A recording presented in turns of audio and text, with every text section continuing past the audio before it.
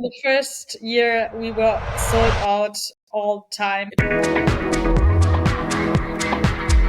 I think this is the hardest part. Find a supplier that believes in you, only produces a small amount of product in the beginning. We knew from the beginning that at some point there might be someone copying us. Focus on this product marketing channel combination until you reach 1 million euro in revenue, actually. The first million is about finding the messaging that works with your target group, the marketing channel that works, and optimizing this until you really understood why people are buying your product.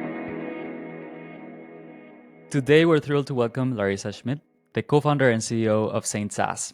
If you're into tights, then you've probably heard of SaintSass. This social media phenomenon, known for its unique and bold statement tights, is not just a brand, but a movement, redefining the boundaries of women's fashion. Their designs are more than clothing. They are a statement of freedom and independence. Larissa has infused SaintSass with her impressive entrepreneurial track record in D2C and e-commerce, and the results are outstanding.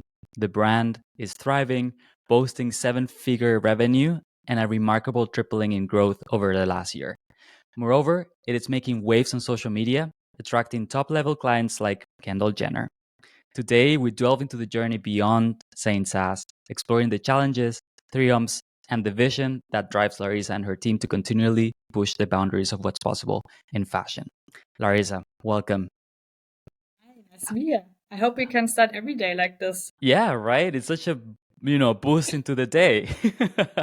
Prep talk for the day. I love it. Yeah, I think there has to be an app for it that you just wake up and it gives you like 100%. New business idea. yeah, maybe it could be cool to do it with AI so you can select the voice of That's like true. a celebrity, like The That's Rock pushing you or something like that.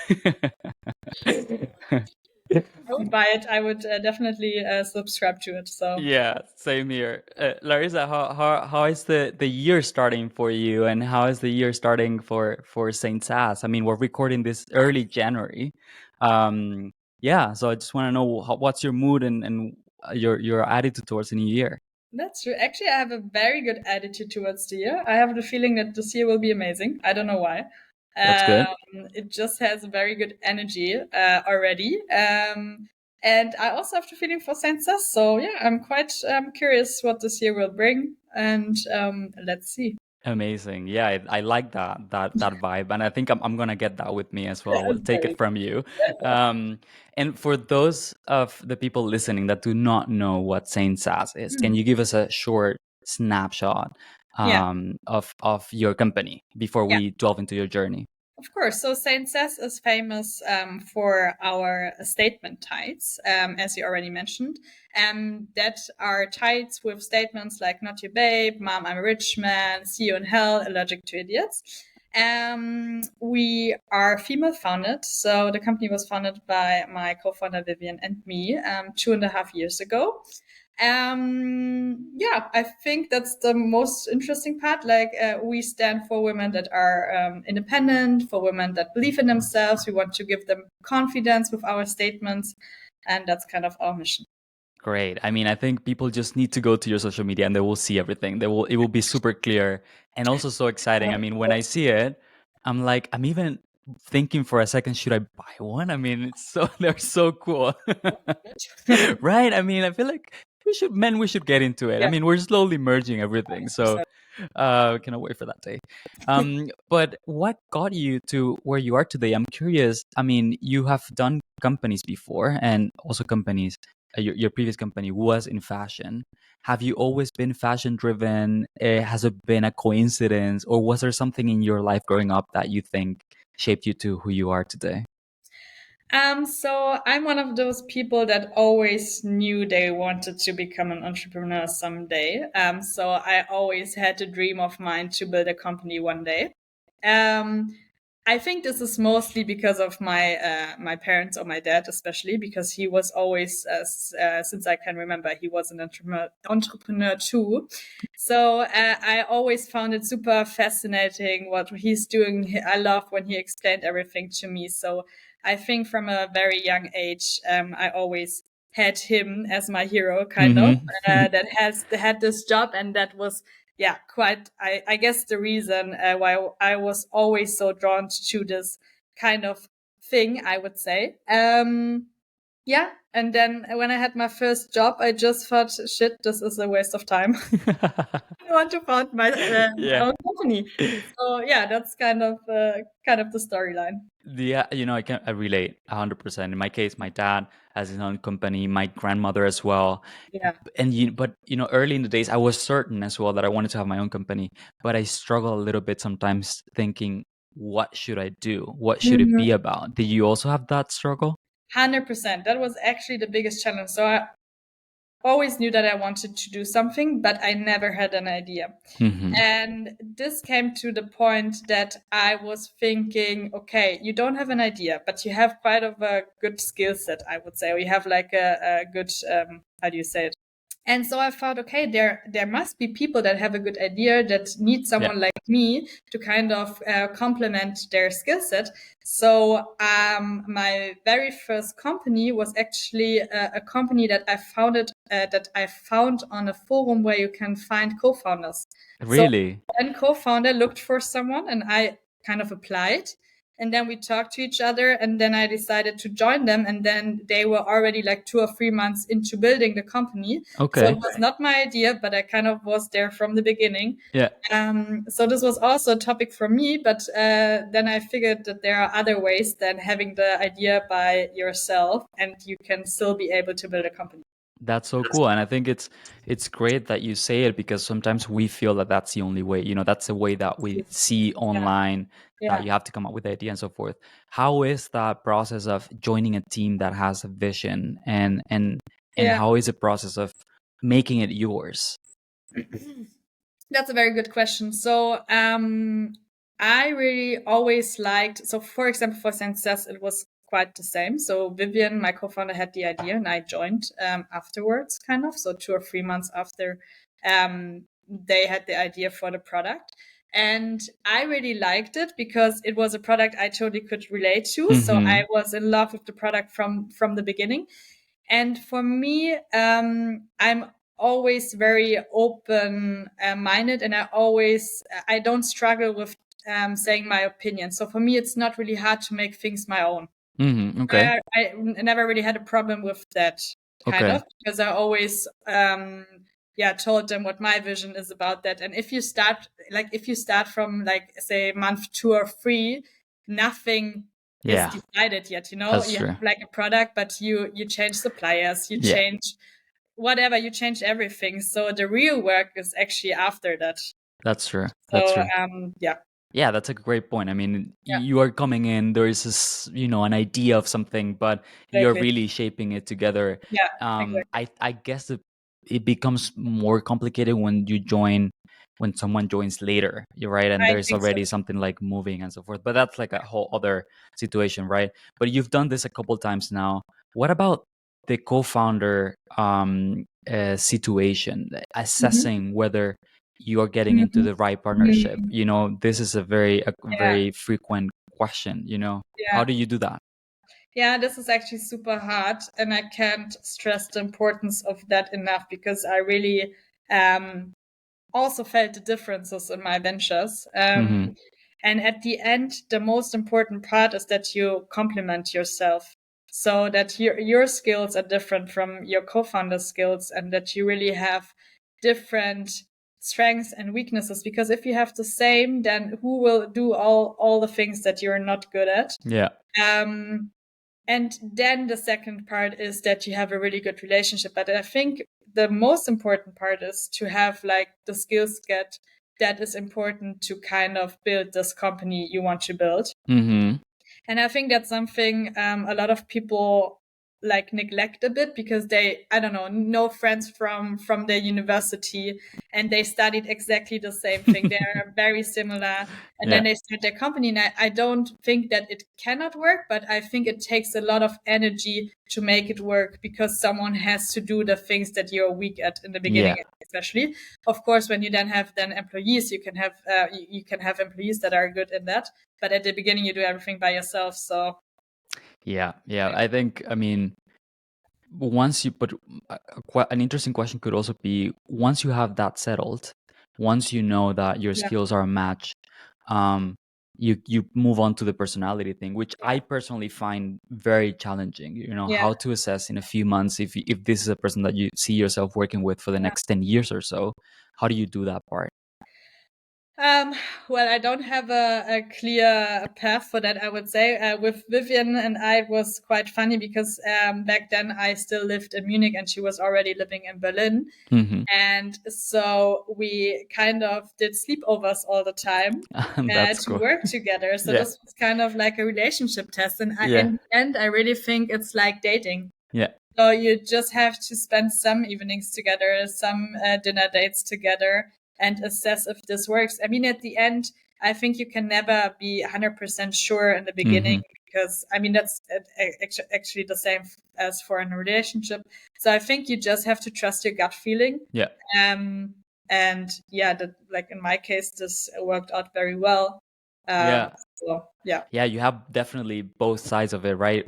You can go in super excited because you're doing it with friends, but you don't have the skills, yeah, match in that sense. But you can also, you know, go very uncertain because you're going with someone that is a stranger, but you have the perfect skill match. So it is a tough dance that you have to do yeah. It's a there. two side. I mean, both sides have to work. Yeah, yeah, absolutely.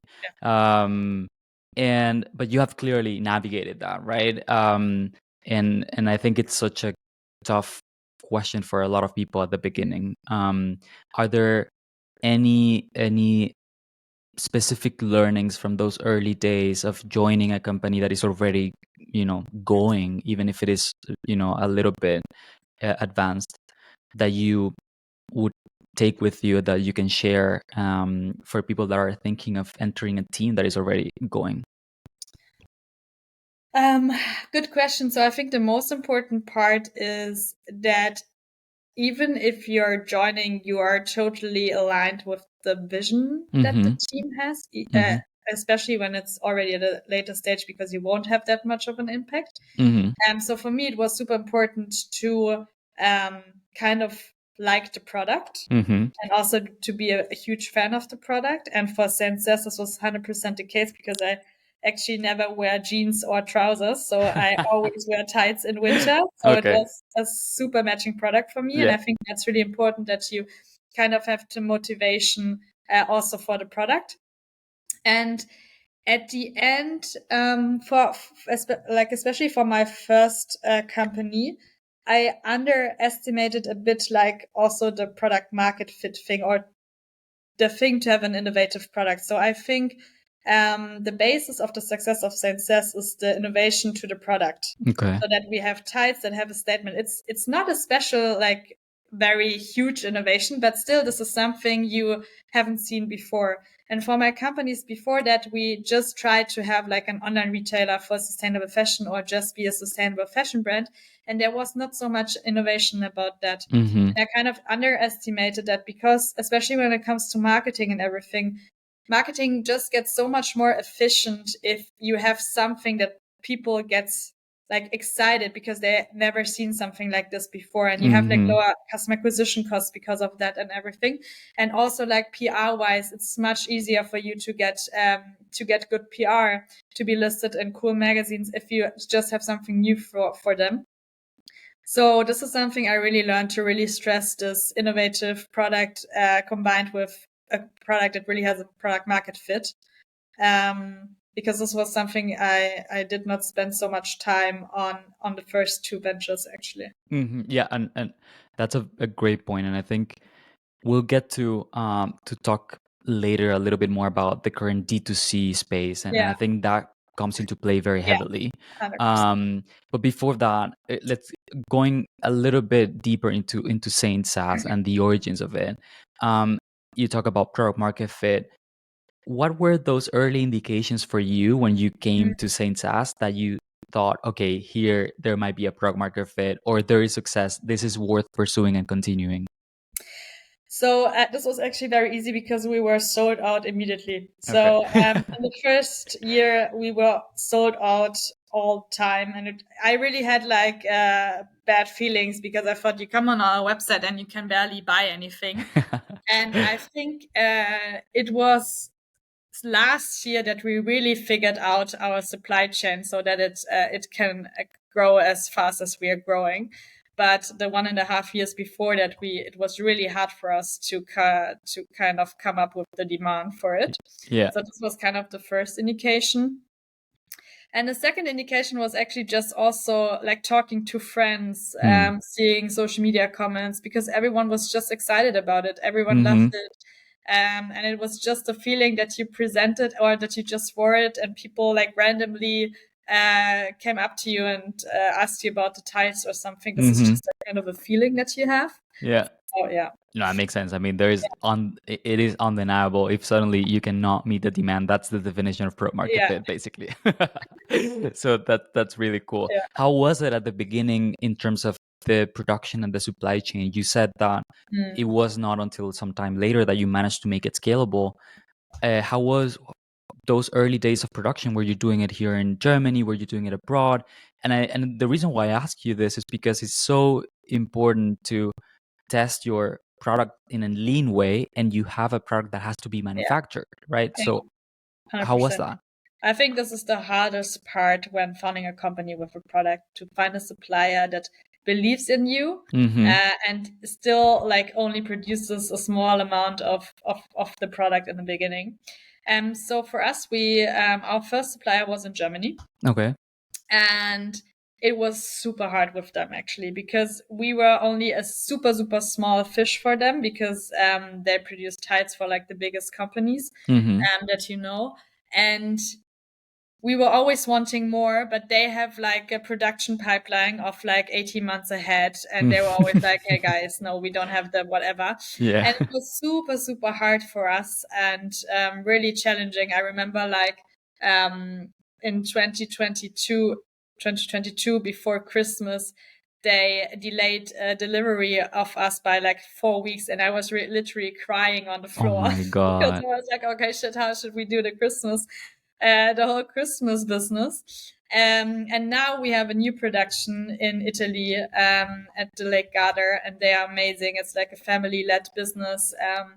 They are super into us. We develop a lot of things with them. They have a super high quality, and it's also super nice to go like 2 or 3 times per year to Yeah, Italy to do work absolutely. trip. Yeah. You know? And so we are super happy with them. But in the beginning, this was really a huge challenge for us, actually. Yeah. When would you say it is the time for a company to say, okay, we have validated? When is it worth to invest in a more scalable supply chain situation? Actually, I think you feel it when it hurts. So I think there's not a number. I think it's more like a feeling. So we really felt, okay, they are really stopping our growth because we don't have the products to kind of fill the demand. So this was something like, this was our highest priority, because it hurt us so much, you Yeah. know. Yeah. Because we knew what we could sell if we had the products. Yeah. So I think this was actually already too late. I think we should have started this process much earlier, actually. But yeah, Okay. No, that makes sense. learning. Yeah, absolutely. And how does it work when, in your design and production process? Where are the designs coming from? I know this is more on your co-founder's Vivian's Yeah, side, yeah. but how does that process come together? So for the design process, we just have a product, like our product team and Vivian, and they are thinking about, okay, what are tights that they would like to wear? What are tights they feel like confident in it?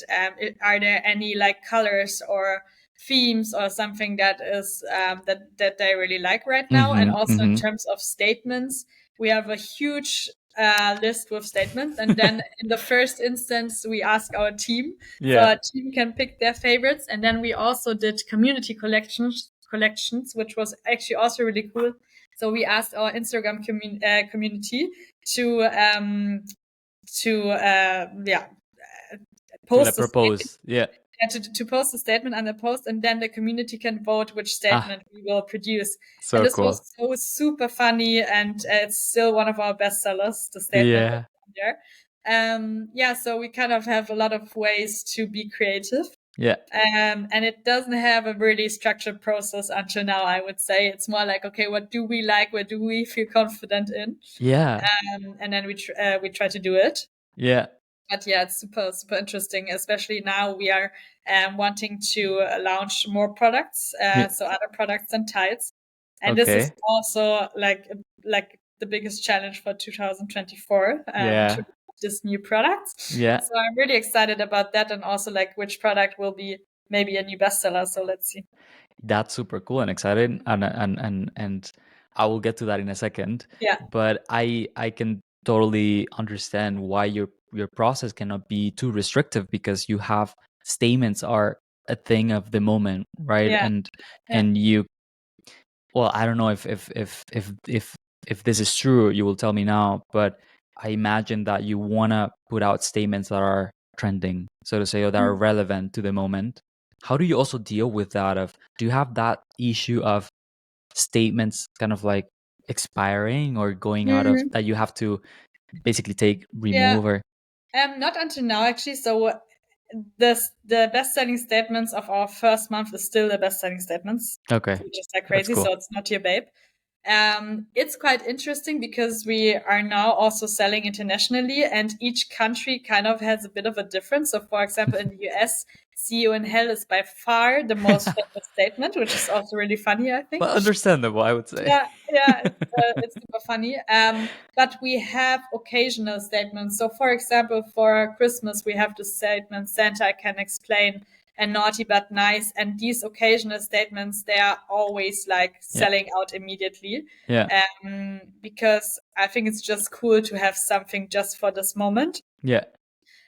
So this is something which is hard for us to kind of also forecast the demand.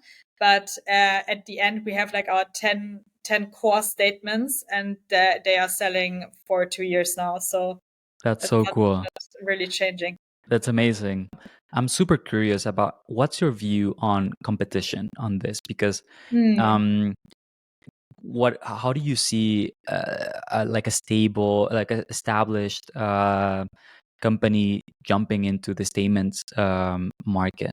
Yeah, I mean, it's a big fear of us, of course, because this was something that we knew from the beginning that at some point there might be someone copying us. Mm-hmm. I'm very happy that 2 years into the game, there's no one, but I think in the future it will be something we have to deal with. Our take on this was always to concentrate more on what we are doing. Mm-hmm. Don't think about like the risk of someone copying us. Just really concentrate on our product, have a super high quality, build a cool brand that people really like and people feel engaged with. And at the end, we thought, okay, maybe at the end our brand will win just because we really focus on our core, and it's Yeah. like our mission to develop products that stand for female empowerment, that stand for self-confidence, that we do for women, that they believe in themselves, and that they have the confidence to be whatever they want, to do whatever they want. And I hope we can really deliver this feeling. Mm-hmm. And at the end, this will maybe also decide the buying decision. Yeah. No, that makes sense. I mean, it is a brand move, right? So Exactly. At the end, it's a brand. I hope it's a brand thing and a quality thing. So let's see, what future will bring. But right now, I think the best thing is just to focus on being really good in quality, delivering a good product, yeah, no, and just time in the brand. that makes sense. I mean, in any case, I mean, it's only a good sign if if other companies jump in it, Yeah, and the market is huge anyways. So it's it's really, if anything, it's a good sign. But you said that you're thinking of other products. I mean, I don't know how much you can talk about it. I imagine there's a lot of surprises there that you don't want to share now, but that I guess plays into that strategy. yeah, And how is your thought process in it? If you want to say anything yeah. about it, of course. I mean, I cannot tell you what we will launch. We will test different things. Yeah. But I can tell you how we came up with the idea. So we kind of actually did a ideation process where we thought about, okay, what are products that are near our category where we kind of already have the knowledge for. And as you may know, we are a bit of a sexy brand, so there will be definitely some sexy products. And then we decided on like, I think 8 product categories, and then we invited customers of ours and discussed the product categories with them and really had like interviews with them, one-on-one interviews. What do you like? What do you don't like? And it was really clear that they favored like 3 categories over the others. So we will focus on them first.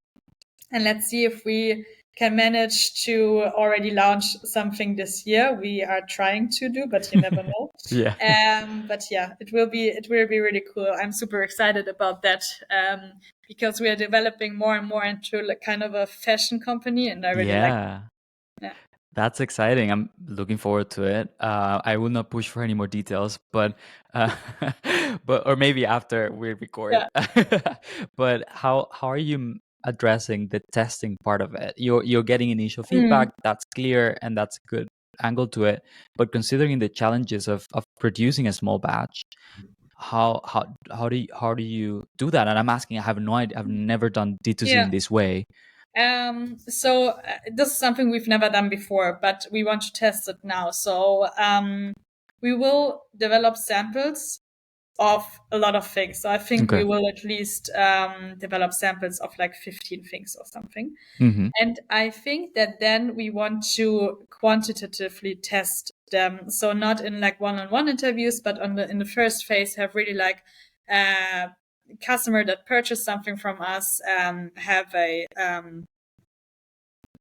survey where we test those categories, and maybe even also because we are really good in like meta ads, and maybe we also want to test with meta ads kind of to see, okay, where's the highest click-through rate, where's the lowest CPM, because you can really good with like Photoshop, you can really show them already like very nicely and do some fake ads, for example. So I think those are 2 strategies that we want to use. And then if we know, okay, like those 4 products, 4 samples are the ones with the highest attention, with the highest engagement, then we will start with them first. Okay, that's super smart. It makes total sense. And I think so. I think it's a great strategy. Now looking at the 2024 that's coming in for D2C and the last few years, I mean, it's an industry that has been growing a lot, and there are many products. There was a boom of drop shipping before. So now that you enter the market with new products, what are the challenges that you see for D2C in general, and how do you plan to address those as you bring new products to the market? Yeah, I mean, I think the D2C space changed a lot. So if you would start a company today, I think it would be much different than like 4 or 5 years ago, I guess. So as I mentioned, we really think that branding is the most important part right now. So we kind of build the brand first and then have products that match to this branding. But also, for example, like 1 year ago, we launched one product that didn't sell well. So it was something out of our category. So right now we're doing tights. So we really thought, what are similar categories where we can also already prove that we already have knowledge on it and that they kind of fit to our brand as a whole, to our brand pillars. So this is actually the best guess we have. And at the end, I don't think the strategy to launch them in the market are different now than they have been 2 years ago. Okay. So I think in terms of product launching, I don't see much of a difference in well, I couldn't think right now of one. I think it's more about how you build a company kind of, and how you market the company. I think I would do it now differently, I guess, than I would have done it. And in which way specifically would you do it differently? So I mean, 5 years ago, like meta ads were cheap, influencers were cheap, so like marketing your product was really cheap, kind of and easy, and that's also why like all those drop shipment companies had it so like it was easy for them because they didn't need a brand. They had a good price and they Right. had no customer acquisition costs, so it was really, really easy for them. I think nowadays you really need a real value proposition. Mm-hmm. So as I said in the beginning, I think you really need an innovative product that is solving kind of a problem. Or Mm-hmm. with fashion, it's always hard to say it's solving a problem, Yeah. but it really has a value proposition Yeah. why people are buying it, and it's something new for them. So I would look at a product, think about how I can make something different that it adds a value to it, then have this product in a minimum of variants, so not many variants. So have like Mm-hmm. maybe 2 or 3 variants. Choose one marketing channel, for example, Meta, Mm-hmm. and focus on this product marketing channel combination until you reach 1 million year on revenue, actually, because I Mm-hmm. really think the first million euro revenue is about finding the messaging that works with your target group, finding the marketing channel that works, and optimizing this until you really understood why people are buying your product, what is the messaging, what are the situations they're using it for, and then only at other products, at other marketing channels when you really understood the basis. That makes sense, and I think it's super practical. What about geographies? Is that something, a strategy that you would apply in a specific country, in a specific market? Would you leave it open to test different markets? That's a hard question. So my first opinion on this would be have one country with one marketing channel with one product. Mm-hmm. But there are some cases where a product is better made for another market, Mm-hmm. but you are not native in this market. So it Yeah. can be a value add to also test this market.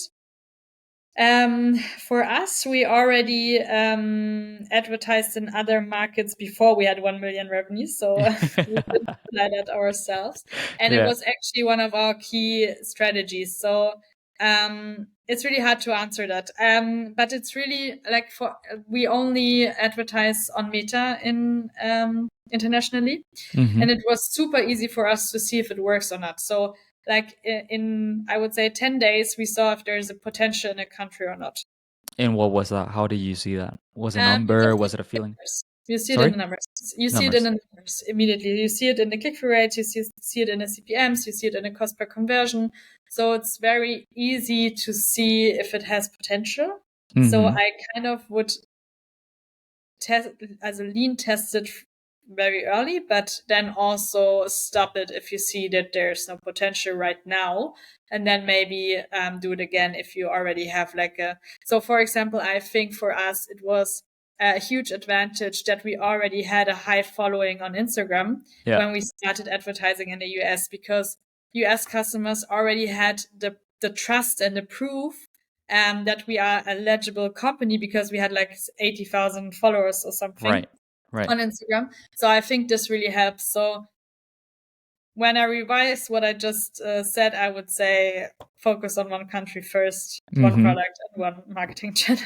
Yeah. Yeah. And you said like the numbers will say it, will give you the sign. What are some good benchmarks for your industry, for example, for a CTR, for CPM? That actually totally depends on the product that you're selling. So it will be different for a product. I mean, not in CPM and CTR, but in terms of cost per purchase and everything, it will be different. For example, Boxspringbett. Like, is Mm-hmm. it Boxspringbett Yeah. also in English? Yeah. A mattress in the box? Yeah, no, it's actually some okay, no. But for example, for a mattress, it will be Yeah. different. That costs around 2K, for example, to socks that cost 20 euros. Yeah, of course. Because for a mattress, you will have much more touch points. Maybe they won't click as much. Maybe they won't buy directly. It's just Yeah. it's a It's a longer longer funnel. funnel. Yeah. Exactly. Um, so in terms of CPMs, for example, Germany in Europe is by far one of the most expensive ones. Mm-hmm. So CPM is cost per thousand. Everyone Impressions. knows that. Yeah. Exactly. For example, in other European countries, the CPM is half of the German ones, which makes it super interesting because then automatically the click cost per click is also less expensive Of because course. you pay less than CPM. So this can be very interesting. At the end, you can just compare it to your core market. Okay, that's a good You know, idea. so Yeah. if the numbers are better to your core market, then it could make sense because what you have to keep in mind that you always have higher logistic costs to other countries, you know, so they have to be kind of more profitable in terms of marketing to be as profitable as Germany, for example, because in Germany you only pay, let's say, €4 for shipping, and to Austria you pay €6 of shipping. So you kind of need the space for this €2. Yeah. So this is something you can easily test and see if it works or not. Yeah. In your case, you did that test. You said before you reached the 1 million in revenue. You did it. Did you do an open test in several countries, or you started selecting specific No, we countries? started selecting. So, I mean, the first thing that you always do is Austria. We already did it from a very first beginning. But then also Switzerland was super interesting for us. France is super good market for us. And then also the UK. Even though here you have to keep in mind that you have high logistic costs, high shipping Yeah. costs, Yeah. everything. But this is also something we tested from the start. And then, these were kind of the first countries that we tested.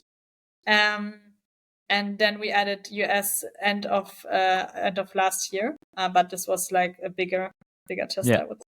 Yeah, and speaking of the US, which is also how we met, and Yeah. and I'm curious how it is going because we met end of last year almost, and Yeah. you were had recently started your entry into the US, in a very careful way, if I Yeah. can say it. How Yeah. is it going now, and what are the It's next steps? still it still has a very high potential, so it's a lot of fun. We are testing a lot, especially before Christmas. It was really, really good. So we are really excited to see how this will evolve. And also, what's super cool about the US is that we have also a lot of influencers that come up to us. So, for example, one of the main characters of Vampire Diaries, Candice King, who has like 11 million followers, ordered tights from us. Wow. She bought it by herself and then did a reel with it. And things like that only happen in the US, like who Yeah. has 11 million followers in Germany? Yeah, that's There's true. like a handful, if there are any. I think Pamela Reif has 11. She has quite a few. Yeah, a lot. 9 million. Okay, so Even, not. and she's kind of like almost Yeah, one of the biggest, exactly. right? Exactly. So this is something that is really, it's a lot of fun in the US that you have so many celebrities also that Yeah. just order from you. Yeah, out of a sheer number, there are just so Yeah, many more celebrities. exactly. We gotta talk about our friend Kendall. How Our was friend. that? Yeah. Yeah, this was actually super interesting because at the beginning of last year, we did not ship to the US back Yeah. then. But we were selling our tights through a marketplace in the UK and the US, which is called the Go-To. And they're really cool. They have really cool stuff online.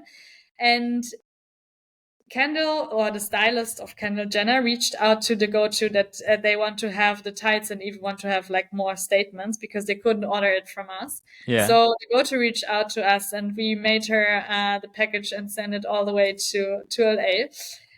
This was in February last year. So since then we are screening every outfit, of course. But let's see. We have like a big champagne bottle in our office that will be only popped if we see Kendall Jenner in our tights. Yeah, Hope that this will happen someday.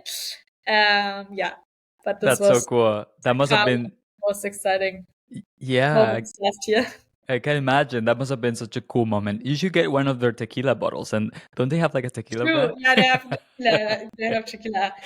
Yeah, Yeah. exactly. So maybe you change the champagne for one of their Yeah. tequilas. But after drinking this, nobody like we Yeah. all will be But yeah, killed. I think that is very exciting of Yeah, a feature of the US. You're right. And I'm sure we'll see that those sites all over soon. Um, I hope so Now, too. yeah, going back to the D2C space Mhm. and or maybe more broadly AI, what are your Mm. thoughts on the influence of AI in your business and D2C, if there are any that you're feeling at the moment? Oh, I think AI will change almost every workflow in a D2C company. Actually, so I think it will have a huge impact. I'm not sure how fast this will be. Like, I think there will be early adopters, Mm-hmm. and there will be late adopters. But I guess for like every aspect, is it like website creation, website like content management, marketing, content creation, copy creation. Um, what else is there? Also, like, yeah, I think like for actually every big aspect in D2C, I think there will be Yeah. research.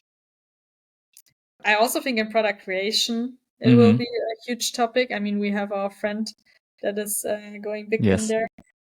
So I think this will, yeah, I think this will disrupt the market for sure. Yeah, absolutely. And yeah, I think as D2C gets more and more competitive, Yeah, um, this will play a big role. And I guess like the point that you made, that your brand value and your brand, it's really what's going to set you apart in a very crowded market. There's also the challenge of staying authentic even with AI content yeah, generation and so yeah. forth. Staying true to yourself. I think, yeah, I think AI will give a lot of efficiency. But at the end, as you mentioned, like branding is not something that you can do by AI easily. So Yeah. you still have to have like a core. You still have to have innovative ideas. Mm-hmm. So I think it's for us, it's actually a really good thing because we have like this efficiency boost that we can use, but Yeah. we still have the understanding of our brand and have yeah, this in our core belief that it's a big part of our identity Yeah, and absolutely. success. So yeah, And speaking of branding, I mean, and yeah, authenticity, um, you've spoke about how you do tests with your audience on Instagram and so forth, and that really speaks to the authenticity of the brand. But what else? What other initiatives? What other work do you do to stay authentic towards your audience? I imagine it is a big chunk of Mhm. the work that you do, right, and Yeah. on social media. Yeah, and it's also super hard in the e-commerce space because you don't really have a personal contact to your Right. customers. So you're always thinking about a person, but you don't really know Yeah. if it's the truth actually. So what I really enjoyed was what we did last year because we did like a community event, Mm-hmm. um, and we only invited customers of ours That's and cool. did like a panel talk with Diana zu Löwen and Miriam Trunk, which are two very impressive women. And it was all about female empowerment. And we invited them. And it was so cool because we were around like 100 people. Mm-hmm. And it was just so nice to really like touch each other, see each other, talk Yeah. to each other. And also, I think for us, it's super important to always have this personal connection as well. So we also invited 10 of our best customers in Berlin to our office and That's had a cool. workshop day with them and talked about their needs and wants and what they like, what they dislike, what we can do better. And I think this is super important for us to stay ahead of the curve, to always set our customer first, to also understand what they want, to also develop products that they want. And I think that's very important. Yeah, absolutely. And I think it will come back to what we said earlier of how you differentiate from a potential future Yeah. competitor, right? Who you're gonna want to buy your statement tights from a Yeah. company that doesn't have a face, or from a company that is empowering women, run by two very powerful women and that are close to the community. And I think that's a big difference, in terms of who you're buying from. And speaking of that, of running your company, a female-led company, what have been some of the challenges that you've had in your own personal entrepreneurial journey that you could share? I think my challenges evolved over my entrepreneurial journey, I would say. So in the beginning, it was especially having the resilience and having the belief that what I do every day will lead up to something successful, Mm-hmm. and also to deal with the fact that you don't really earn money in the beginning. So I didn't earn like money for 2.5 years, I guess. So this was really hard. It was really struggling for me. Like it was a real struggle for me to kind of do something every day and don't really get the money feedback for that, I Yeah. would say. Yeah. Nowadays, I think it's because it's super funny because now we are a team of 6 full-time employees, and I kind of feel the evolvement of me being a person that is really operational into the Mm-hmm. business and does everything by herself, and now coming more and more to this leadership position where Mm-hmm. I don't really do anything operational anymore. I'm more like the overseer, the leader. And this was actually super funny for me, the development, because it was super interesting to see, because I had days where I wasn't so operational involved and I was like, oh, what did I do actually today? Yeah. Because now I'm like really like this problem solver girl who is like looking, okay, everyone can do their stuff, and I will always be approached when there is a problem. But at the end, you do like 100 things, and you don't have like this 2 or 3 hours where you really dig deep into Yeah. one operational task.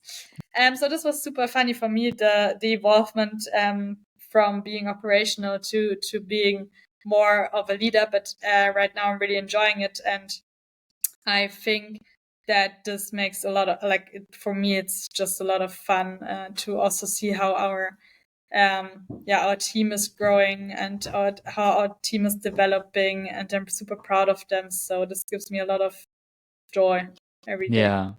Yeah, Yeah, of course. And I think it's such a weird but beautiful job that yeah, changes every yeah, other month, every year yeah, completely. And I talk with all of my other friends that are founding their companies as well. The job is not the same the next year. And it is a bit challenging, but it's also so beautiful, so yeah. cool. Um, in the midst of everything happening, how do you keep on growing? How do you keep on learning next to your day-to-day firefighting? Oh yeah, so I think learning is one of my biggest passions. So I really, take my time to also learn. I think it's also a big part of me being a good leader to always keep learning. I mean, I learn a lot every day also in work because there's always something new. Yeah. But I always take time for me to also, yeah, personal like grow for myself. So I read a lot of business books. I love business books. I love podcasts. I also, I studied also like business psychology, so I'm a bit in this whole psychology game. So this year, I'm having one of my like bucket list dreams. I'm going to a Tony Robbins seminar. You know Tony That's so Robbins? cool. Yes, yes, Yeah. that's so cool. So he's coming to Cologne, and Really? yeah, I'm a big fan of him. So I'm really looking forward to that. So I always, always try to also have time for Yeah. my personal development because it's very important to me, and I also prioritize this. Yeah, I think you have to actively prioritize it. We all have to, Yeah, because it's very easy to just let it skip, right? I'm also a big fan of podcasting yeah. and I've tried audiobooks to try to optimize it, so I can Mm, hear a book while I'm doing stuff, but it's not the same. I wish that it was a conversation that makes it a little yeah, bit more engaging. yeah, oh, yeah, voll. Yeah. Um, but yeah, any book that you recommend that you have read recently that caught your eye? I just started the book, and it's called Financial Intelligence. Okay. Well, let me check from what's the yeah. It's called Financial Intelligence, and it's written by Karen Karen Berman and Joe Knight. Okay. I didn't finish it yet, but I think it's a book that everyone should read. It's about how to read financial statements, especially when you're also into stock investments. Or actually, I Mhm. think everyone needs this knowledge, because if you're working for a company, you need to know if the numbers that they are showing you are really like true, and how Yeah. to make your own opinion, because you Yeah. get so many numbers in newspapers, in podcasts, in your own company, and if you invest in stocks or something, and you really need to make your own like decision on it, and what you think is right and what you don't think is right. So I really liked starting this book, so I really can recommend it. Nice. Yeah, I'll take a look at it because I mean, it is one thing also to read about it, but then it's also another thing when you have to act on it and you have a statement in front of you and you have to make a Yeah, decision. yeah, That's also a very interesting moment in yeah, people's life, and then you, I think that you know it only hits you and the knowledge that you need and that you only internalize things when you have it in front of you. yeah, It happened to me so often. I don't know if it happened to you as well, that I've read about stuff and in uni I've learned about things, but then while building the company I read a document and I'm like, this is what that meant. And now it all yeah. makes sense. That's the problem with studying, I would say, Yeah, I think because you it's don't really have the daily touch points with the things that you learn there, and you don't know the importance. Yeah, it doesn't hurt. It has to Yeah, kind of like you don't have any skin in the game when you're doing yeah, it. You're like, oh yeah, this is another financial statement. yeah, But once it's like your yeah, money or your company, then yeah. you look at Yeah. it really. Is there any challenge that you're still working on today on yourself personally as a founder, that you want to share and how you are working on it?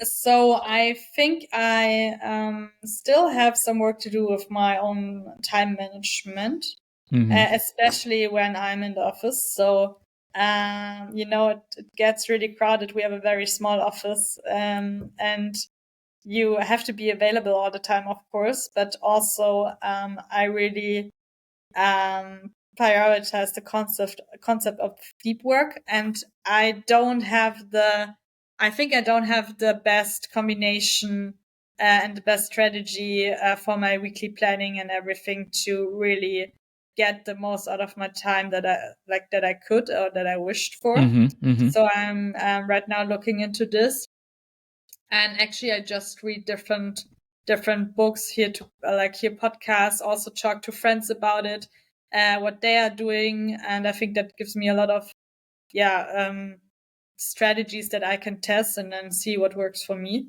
Mm-hmm. Yeah, that makes Yeah, sense. It yeah, is. I find it very tough to kind of like find the flow of work, yeah, especially if I'm not super busy. When I'm super busy, suddenly I get like super, yeah, yeah, efficient. yeah. But if not, it's so hard to get into it, right? Yeah, especially when it's like, for me, I'm motivated by like results, Yeah, And if on your list there are like things that will result in something, but in like 12 or 18 months, because it's like a long-term strategy, yeah, then it's super hard for me to kind of motivate and structure myself. yeah, And right now, being more on the leadership sides, most of my things are not yeah, linked to immediate results. So yeah. this is something I have to work on. Yeah, I think it's the same. It's all about managing that energy. Things Yeah, that give you energy. That there are some that just don't give you energy. You just have yeah, to figure out how to exactly. deal with it, I guess. Um, Amazing. Well, Larissa, I think it has been so interesting to learn from you. I'm a big fan. You know this. I'm a big fan of you and the work that you've done. Your philosophy towards it. Just to wrap everything up. Is there any reflection that you believe an aspiring entrepreneur, especially in the fashion industry, should consider or should keep in mind as they begin their journey? So first of all, thank you. I had a lot of fun with the conversation. It was really, really cool talking to you. I think I mean, I didn't do that many, but I think one of my favorite podcasts for sure. That's Uh, amazing. That's good to hear. I'll take that. yeah. Coming back to your question, I think the most important thing is to be authentic and to be yourself. I see Mm, so many people especially in this space, that try to be someone for society reasons or for investor reasons or for like teams or whatever. And at the end, people love authenticity. So I think it's really a challenge, but it's so rewarding to stay true to yourself, because at the end, this will also give you the energy to do this marathon for a lot of years. So yeah, I really try to be as authentic as it can be. But then, and real final question, how do you do it? What's your, because I struggle with it. I agree with you 100%. Yeah. But even, I mean, I also struggle with it. Like, how can I stay true to myself? It is part of my journey at the moment, to be honest, to things to improve. So how Yeah, do you do it? good question, actually. So to be honest, I think I was always supported to be authentic, also by my like family and parents and friends. So it was never something. It was always something positive for me. So that's why I guess I don't really have that much of a struggle to to stay true to myself, because I always had this like social push, also a social background that kind of supported me with that. At the end, I think it's a lot about loving yourself and knowing what you're good at and not trying to be someone else. So I think most of the struggle comes from seeing other people and thinking, okay, what they are doing is much more successful than what I'm doing, or they are much better in finance, or they are much better in whatever it will be. At the end, you have your superpower, and I think it's really important to understand that what you are good at is something special, and not everyone can do it. And even though if you're in an environment where maybe other strengths get more, let's say, get more spotlight, and I mean, this can also be a superpower. You really have to, you just focus on your strength, love yourself, and know what you're good at. And then try to find the work where you can implement exactly that, and find a work environment that also cherishes you for who you are. Yeah, absolutely. And what a Amen. beautiful way to wrap it up. I loved it. That was amazing. Larissa, I'm going to keep an eye out for what's coming up for SaintSass. And yeah, super excited about it. All the best in the new year. And yeah, we'll catch up around in Berlin. But thank you so much for joining me today. It was a lovely conversation. Thank you. It was my pleasure.